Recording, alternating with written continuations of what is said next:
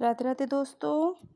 साल 2024 में सबसे बड़ी अपरा एकादशी कब है और इस दिन घर में किस दिशा में स्वास्तिक चिन्ह बनाएं और स्वास्तिक चिन्ह बनाने का महत्व क्या है, आइए जानते हैं दोस्तों। अपरा एकादशी तिथि भगवान विष्णु को समर्पित है।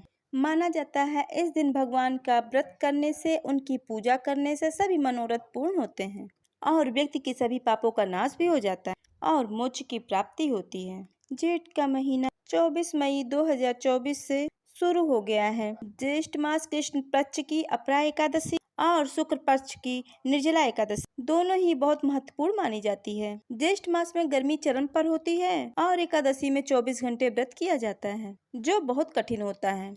आइए जानते हैं 2024 2 जून की एकादशी, इनका मुहूर्त और इनका पूजन और व्रत क्यों किया जाता है।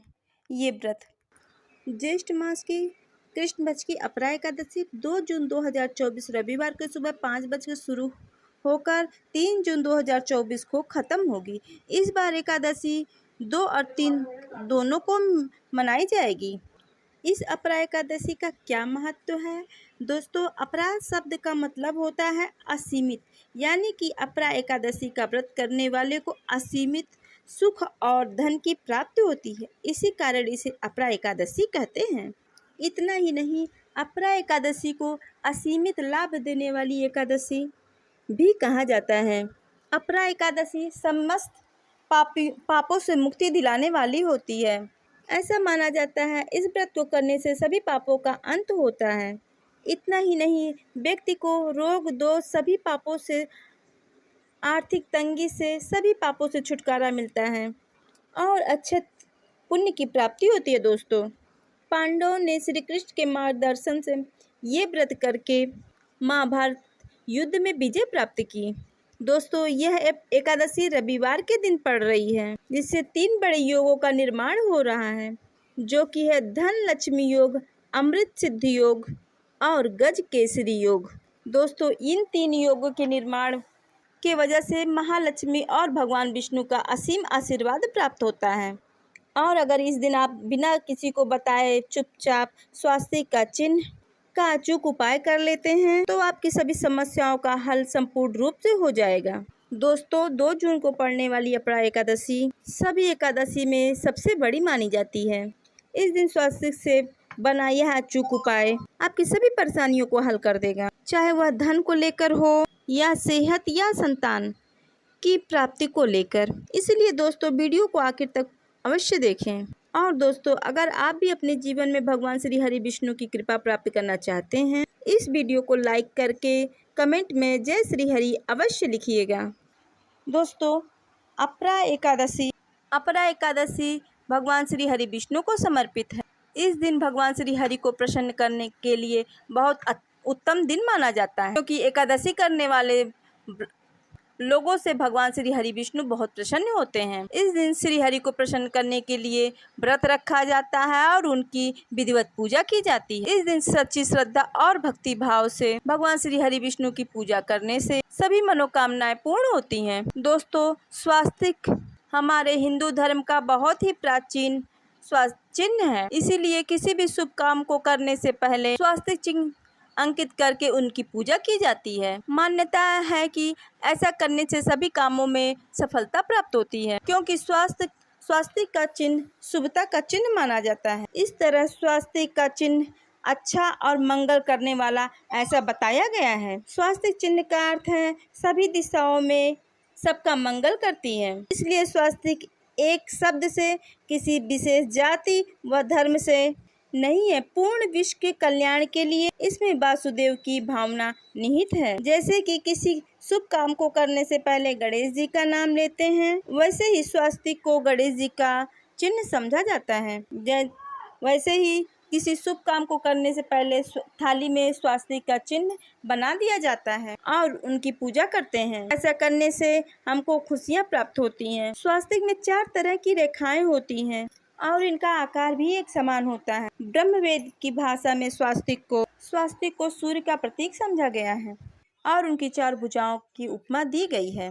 पौराणिक मान्यता है इनकी 4 दिशाएं यानी पूर्व, पश्चिम, उत्तर और दक्षिण यह 4 भुजाओं की तरफ इशारा करती हैं और हिंदू धर्म में इसे 4 वेदों से जोड़कर भी देखा जाता है यानी ऋग्वेद, यजुर्वेद, अथर्ववेद और सामवेद। स्वास्तिक की 4 रेखाएं सृष्टि की रचना कार भगवान ब्रह्मा के 4 सिरों को दर्शाती है और ये 4 पुरुषार्थ यानी 4 आश्रम लोग 4 देवों या ब्रह्मा, विष्णु, महेश और गणपति की तुलना भी की गई है। इसके मध्य में जो बिंदु है भगवान विष्णु की नाभि मानी जाती है जिसमें से भगवान ब्रह्मा प्रकट होते हैं। स्वास्तिक की 4 रेखाएं एक घड़ी की में चलती है जो संसार की सभी दिशा में चलने का संकेत देती है, जो संसार की सही दिशा में चलने का चिन्ह है। यह है स्वास्तिक महत्ता। इस दिन अगर घर के मुख्य द्वार पर जो व्यक्ति मंगल चिन्ह यानी कि स्वास्तिक चिन्ह बनाए, आप चावल और कुमकुम की सहायता से भी ये चिन्ह अपने द्वार पर बना सकते हैं। आप हल्दी के घोल से भी ये चिन्ह बना सकते हैं यानी कि सिंदूर घी या सिंदूर तेल से भी आप इसे बना सकते हैं। ऐसा करने से वास्तु दोष दूर होते हैं और सभी मनोकामनाओं की पूर्ण होती है और घर में क्लेश, बेचैनी सब दूर होती है। तंत्र मंत्र क्रिया से भी रक्षा होती है। इसे किसी शुभ काम के करने से पहले अंकित किया जाता है। स्वास्तिक को मान, सम्मान, सफलता का प्रतीक माना जाता है। स्वास्तिक हर दिशा में से देखने पर एक ही समान लगता है। आपने उल्टा स्वास्तिक भी देखा होगा, परंतु उल्टा स्वास्तिक के उपाय अलग होते हैं और सीधे स्वास्तिक के उपाय अलग होते हैं। जीवन में बहुत परेशानियां हो तो एकादशी के दिन तांबे या चांदी का स्वास्तिक प्राण प्रतिष्ठा करवाकर घर की चौखट पर लगा सकते हैं।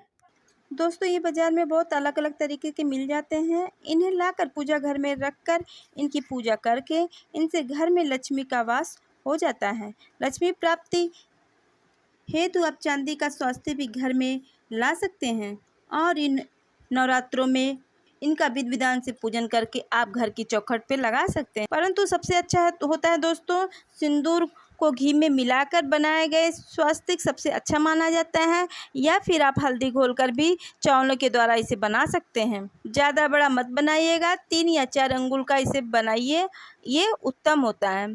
अगर आपके घर के बाहर कोई सामने पेड़, खंभा हो ये वास्तु दोष उत्पन्न करता है। वास्तु दोष को कम करने के लिए, इसके प्रभाव को आप कम करने के लिए स्वास्तिक बना सकते हैं। ये स्वास्तिक आपके वास्तु दोष को खत्म करता है। स्वास्तिक का चिन्ह जहाँ होता है वहाँ देवता भी निवास करते हैं और ये देवता को भी बहुत प्रसन्न करता है। इससे माँ लक्ष्मी आप पे बहुत प्रसन्न होती हैं। एकादशी तिथि पर आप थाली में या चौकी पर स्वास्तिक बनाकर मूर्ति को स्थापित करके उनकी पूजा आराधना आप कर सकते हैं। तो दोस्तों, इससे हमारे देवी देवता जो होते हैं बहुत प्रसन्न होते हैं। दोस्तों, आप चाहें तो इस इष्ट देवता का चिन्ह भी आप यहाँ लगा सकते हैं। आप घर के मंदिर में, अपने पूजा स्थल पे भी इस चिन्ह को बना सकते हैं। दोस्तों, स्वास्तिक के कौन कौन से उपाय होते हैं जो धन प्राप्ति कराता है, आइए जानते हैं। तो दोस्तों, अगर आपने अभी तक हमारा चैनल नहीं सब्सक्राइब किया तो सब्सक्राइब कर लीजिए और वीडियो को शेयर भी ज़रूर करिएगा अपने दोस्तों के साथ। तो दोस्तों, इस एकादशी पर आप अपने मुख्य द्वार के दोनों तरफ स्वास्तिक का चिन्ह बनाकर उनकी पूजा करें। स्वास्तिक पर चावल की ढेरी लगाएं और एक सुपारी रख दें। तो ऐसा करने से अपार धन की प्राप्ति होती है, कामों में सफलता मिलती है। इस एकादशी के दिन नहाने के पानी में तुलसी जी का पत्ता या बेलपत्री भी डालकर आप नहा सकते हैं। इस स्नान के जल में आप अगर बेलपत्र डाल देते हैं तो सभी तीर्थ स्थानों में स्नान करने का फल प्राप्त होता है। आप चाहे तो नहाने के पानी में कुशाग्रास भी डाल के नहा सकते हैं। इस एकादशी पर भगवान विष्णु के संग महालक्ष्मी और भगवान शिव की भी पूजा करें।